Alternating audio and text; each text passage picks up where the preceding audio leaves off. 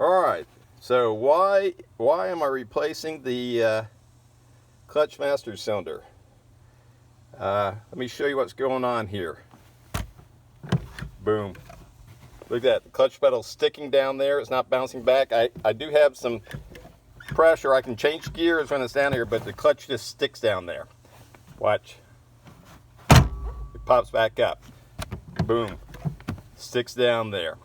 So I do have fluid in the reservoir, but from all things I've done a little bit of research on, when your clutch is doing something like this and not popping back, and especially with showing you how it was leaking, this is an indication that your clutch master cylinder needs to be replaced.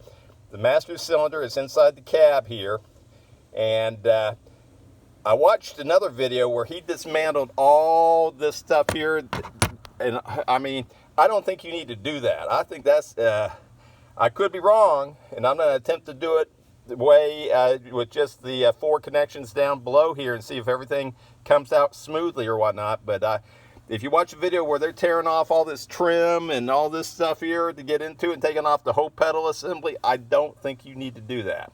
But an hour from now, I could come back and say, yes, you do. But here's where we're at now. Show you once again. Boom, all the way down, sticking. And in addition to the fact that it was leaking fluid in my vehicle for quite a while, I was smelling it.